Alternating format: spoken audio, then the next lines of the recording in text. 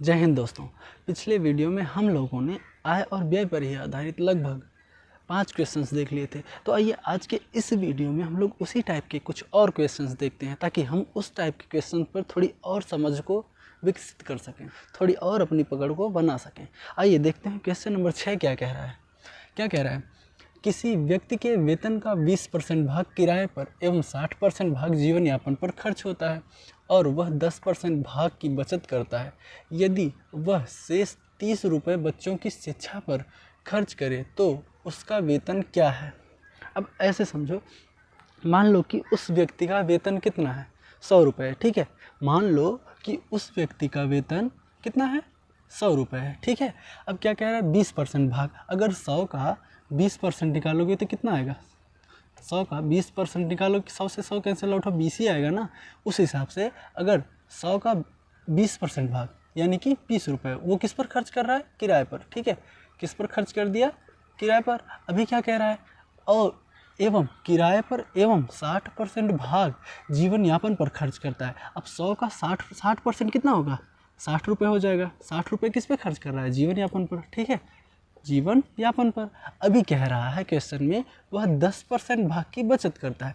अब 100 का 10% कितना होगा? 10 रुपये, यानी कि 10 रुपये की वो बचत कर रहा है, ठीक है।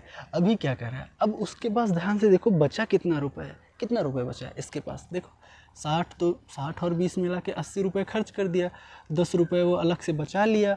तो अब उसके पास कितना रुपये बचा है? 10 रुपये। कितना बचा? 10 रुपये। अब क्वेश्चन में क्या कह रहा है? कह रहा है शेष 30 रुपये बच्चों की शिक्षा पर खर्च करता है। क्वेश्चन के अकॉर्डिंग वो अपने 100% वेतन में से जो शेष बचता है वो 30 रुपये है और वो बच्चों की शिक्षा पर खर्च कर रहा है। यानी कि जो हमने 100 रुपये माना उसका वेतन, और उसके अकॉर्डिंग हमारा कितना बच रहा है? 10 रुपये। और क्वेश्चन के अकॉर्डिंग वो क्या कह रहा है? क्वेश्चन में कह रहा है 30 रुपये बच रहा है। जो हमारा 10 रुपये हो जाएगा वो उसके 30 रुपये के बराबर हो जाएगा, ठीक है। तो हमारा 1 रुपये उसके कितने रुपये के बराबर हो जाएगा? 30/10 यानी कि 3 रुपये के बराबर, ठीक है। अब जो हमने वेतन माना उसका 100 रुपये, उसके अकॉर्डिंग जो 1 रुपये की वैल्यू आ रही है वो कितनी है? 3 रुपये, ठीक है। क्वेश्चन के अकॉर्डिंग ये जैसे देखो, ध्यान से देखो क्या कह रहा है। जो हमने 100 रुपये उसका वेतन माना था, ठीक है, उसके अकॉर्डिंग हमारा कितना रुपये बचा? 10 रुपये। लेकिन क्वेश्चन में क्या कह रहा था? नहीं भाई, 10 रुपये नहीं बच रहा है। कितना बच रहा है? 30 रुपये बच रहा है। तो 1 रुपये की वैल्यू कितनी आई? 3 रुपये, ठीक है। अब क्वेश्चन के अगर हमें ये पता करना है कि जो क्वेश्चन में बोल रहा था 30 रुपये बच रहा है ना, अगर पता करना है कि उसका वेतन कितना है, तो हम जो हमने 100 रुपये माना है उसी का 3 में क्या कर देंगे? मल्टीप्लाई। तो 100 गुना 3 यानी कि 300। ये जो 300 रुपये आया ये क्या है? उस व्यक्ति का वेतन है। उम्मीद करता हूँ कि आप लोग को अच्छे से समझ आ रहा होगा। आइए चलते हैं अगले क्वेश्चन की तरफ। Question number 7। दोस्तों क्वेश्चन नंबर 7 में क्या कहा जा रहा है? कहा जा रहा है कि किसी व्यक्ति की आय 13,500 रुपये थी तथा उसका व्यय 9,000 रुपये। यदि उसकी आय 14% एवं व्यय 7% बढ़ गई तो उसकी बचत में कितने प्रतिशत की वृद्धि हुई? तो इस तरीके के क्वेश्चन को लगाने के लिए क्या करेंगे? पहले हम लोग देख लेते हैं कि जो उसकी आय थी और जो उसका व्यय था, पहले वो जितना कमाता था उसमें से जितना खर्च करता था तो कितना रुपए बचाता था, और बाद में जब उसकी आय में 14% की वृद्धि हो गई और व्यय में 7% की वृद्धि हो गई, तब वो कितना रुपए बचा रहा है, यही चीज़ देखना है। और बचे हुए रुपए में कितने की वृद्धि हो गई वही पता करना है। ध्यान से देखो क्या करेंगे। पहले उसकी आय क्या है? 13,500 रुपये, ठीक है। अभी वो इस टाइम 9,000 रुपये का व्यय कर रहा है, तो बचा कितना रहा है भैया? माइनस करो, कितना बचा रहा है? 4,500 रुपये। कितना बचा रहा है? 4,500 रुपये। ध्यान से देखो क्या कह रहा है? उसकी आय 14% एवं व्यय 7% बढ़ गई। अब आय ये है, आय में 14% की बढ़ोतरी करो, कितना हो जाएगा? 13,500 गुणे 14/100। अब 100 से कैंसिल आउट हो गया, ठीक है। अब क्या है? 14 का मल्टीप्लाई इसमें करो, 14 पचे 70, 70 का 0, 7 केरी लग गया, 14 तरीक 42, 42 7 49 का 9, ठीक है। 42 7 49 का 9, 4 केरी लग गया, 14 के 14, 1 14 4 18, कितना हो गया? 1890 की वृद्धि। यानी कि 13,500 में 1890, कितना? 1890 ऐड कर लो, कितना आएगा? 0 9, 8 5 13 का 3 हासिल लगा 1, 3 1 4 1 5। मतलब अब उसका जो अब उसकी इनकम है वो कितनी हो गई, ध्यान से देखो कितनी हो गई, 15,390। अब कह रहा है, यही नहीं है, कह रहा है कि उसकी जो उसका व्यय है, यानी कि जो वो खर्च करता था उसमें भी 7% की वृद्धि हो गई। अब वो खर्च करता कितना करता था, 9,000।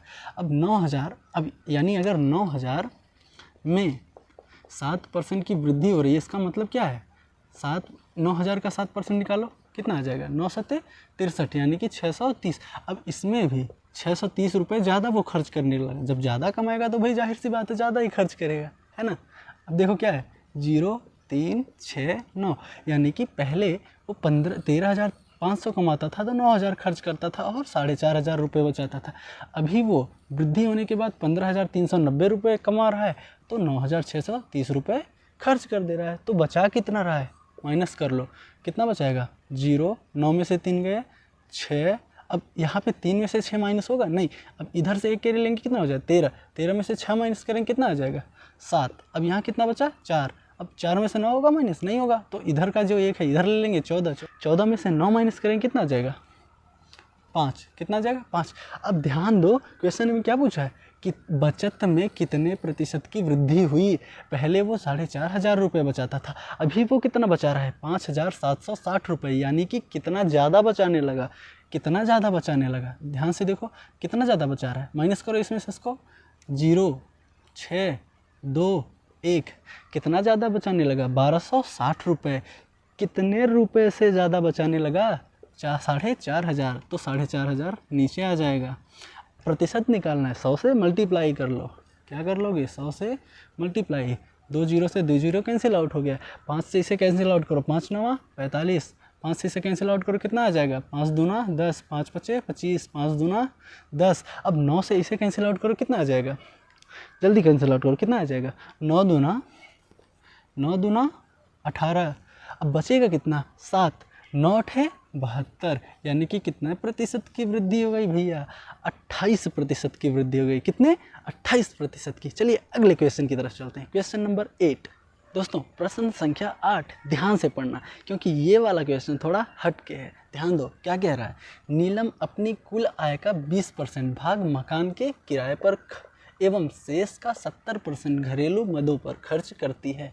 यदि वह 3,600 रुपये की बचत करती है तो उसका वेतन क्या है। क्या पूछ रहा है, वेतन पूछ रहा है नीलम का, ठीक है। और क्या कह रहा है, 20% मकान के किराए पर एवं शेष का। अब देखो क्या कह रहा है, पहले वो 20% अपने पूरे वेतन का मकान के किराए पर खर्च कर देती है, ठीक है। और उसके बाद जो शेष बचता है उसका 70% घरेलू मदों पर। मद का मतलब क्या है समझते हो, ज़रूरत, क्या ज़रूरत, घरेलू ज़रूरतों पर खर्च करता है, ठीक है, खर्च करती है, ठीक है। यदि वह 3,600 और ये सब खर्च करने के बाद उसके पास कितना बचता है, 3,600 रुपये। तो पूछ रहा है कि उसका वेतन कितना है। चलो हम लोग मान लेते हैं कि उसका वेतन कितना है, 100 रुपये, ठीक है। कितना है, मान लेते हैं कि उसका वेतन कितना है, 100 रुपये है। अब क्या कह रहा है, 20% भाग मकान के किराए पर, 20% मकान के किराए पर यानी 20 रुपये खर्च हो गया, ठीक है, मकान पर। किस पर, मकान पर। अब कह रहा है शेष का 70%, शेष मतलब जब 20 रुपये खर्च हो गया तो बचा कितना, 80 रुपये। अब 80 रुपये का 70% कैसे निकालोगे, निकाल लो, 80 गुने 70/100, 2 0 से 2 0 कैंसिल आउट हो गया, 8 7 56, यानी कि जो 80 रुपये का 70% है वो कितना है, 56। कितना है, 56 रुपये है। अब जब 56 रुपये माइनस कर लोगे तो कितना रुपए बचेगा। अब देखो कह रहा है 70% यानी कि 56 रुपये किस पर खर्च हो रहा है, घरेलू मदों पर। किस पर, घरेलू मदों पर। अब देखो ध्यान से, जब 56 रुपये खर्च कर दी 80 रुपये में से, तो उसके पास बचा कितना रुपये, 10 में से 6 गए 4, 7 में से 5 गए 2, कितना बचा, 24 रुपये। हमने जो वेतन माना 100 रुपये, उसके अकॉर्डिंग नीलम के पास कितना रुपये बचा, 24, ठीक है।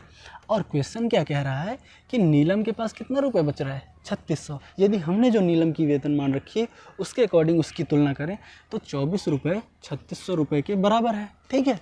तो जो नीलम की 1 रुपये होगी, जो हमने 100 रुपये माना है उसके अकॉर्डिंग 3,600/24, ठीक है। अब इसे कैंसिल आउट करो, क्या आ जाएगा, 6 से काटोगे 4, 6 6 के 36, 4 से काटोगे कितना आ जाएगा 150, ठीक है, कितना आ गया 150। अब क्या कह रहे हैं ध्यान दो, हमने जो नीलम की आय मानी थी 100 रुपये, उसके अकॉर्डिंग जो 1 रुपये की वैल्यू आ रही है 150 रुपये आ रही है 3600 रुपये से तुलना करने पर जो शेष बचा हुआ था, ठीक है। तो जो उसका टोटल होगा वो कैसे निकलेगा, जो हमने 100 रुपये मान रखा है यदि उसका इसमें मल्टीप्लाई कर दें तो हमें पता चल जाएगा कि जो नीलम की कुल आय है वो कितनी है, ठीक है। हमें पता चल जाएगा कि जो नीलम की कुल आय है वो कितनी है। तो मल्टीप्लाई कर लो भैया, 150 में 100 का मल्टीप्लाई करोगे कितना आ जाएगा 15,000 रुपया, यानी कि जो नीलम का वेतन था वो कितना था 15,000 रुपये। चलिए अगले क्वेश्चन की तरफ चलते हैं। दोस्तों क्वेश्चन नंबर 9 में क्या कहा जा रहा है, ध्यान से पढ़ो, ठीक है। पढ़ो क्या कह रहा है, राम अपने वेतन का 14% बचत करता है जबकि श्याम 22% की बचत करता है। यदि दोनों समान वेतन पाते हैं और श्याम 1540 रुपये की बचत करता है तो राम कितने की बचत करता है। क्वेश्चन ध्यान से पढ़ो, बहुत ही आसान है, क्वेश्चन में कुछ भी नहीं है मेरे भाई, सिर्फ शब्दों का हेर फेर है। ध्यान से पढ़ो क्या कह रहा है, दोनों का वेतन समान है, मतलब यदि श्याम 100 रुपये पाता होगा तो राम भी 100 रुपये ही पाता होगा, ठीक है। अब देखो क्या क्या रहा है, श्याम 22% की बचत करता है और यहाँ पैसा भी दे रखा है कि श्याम 1540 रुपये की बचत करता है, यानी कि जो श्याम की बचत है क्या है, देखो 22%, यहाँ से हम लोग निकाल सकते हैं कि उनका वेतन कितना है, ठीक है। 22% बराबर कितना हो जाएगा 1540 रुपया, तो 1% बराबर क्या हो जाएगा 1540/22, ठीक है। अब इसे 2 से कैंसिल आउट करो क्या हो जाएगा 11, 2 से इसे कैंसिल आउट करोगे कितना हो जाएगा 2 सत्ते 14, 2 सत्ते 14। अब 11 से इसे कैंसिल आउट करो कितना आ जाएगा 70, यानी कि 1% की वैल्यू 70 है। तो वेतन अपने आप में उसका कितना होगा 100% होगा ना, 100% ही होगा ना वेतन, तो 100% के हिसाब से कितना हो जाएगा 100 × 70, यानी कि 7,000 रुपये। अब ध्यान दो क्या कह रहा है कि जो श्याम का और राम का वेतन है वो बराबर है, यानी कि 7,000 रुपये ही राम का भी वेतन है। तो अगर हम श्याम का 14% निकालें या फिर राम का 14% निकालें, दोनों बात एक ही हो जाएगी, ठीक है। तो उसी हिसाब से जो 1% की वैल्यू है कितनी है 70 रुपये, तो 14% की कितनी हो जाएगी, मल्टीप्लाई कर लो 14 से, 14 सत्ते कितना हो जाएगा 98, कितना 98, यानी कि जो राम का बचत है, यानी कि जो राम की बचत है वो कितनी है 980 रुपये, कितनी है 980 रुपये। दोस्तों उम्मीद करता हूँ कि आप लोगों को मैं जो भी सिखा रहा हूँ वो समझ में आ रहा होगा, और अगर नहीं समझ आ रहा है तो रास्ता तो एक ही है, बस कमेंट कर दो और अगले वीडियो में उसका सॉल्यूशन आपको और ही बेहतरीन तरीके से मिल जाएगा, ठीक है। चलिए अगले वीडियो में मिलते हैं, तब तक के लिए जय हिंद।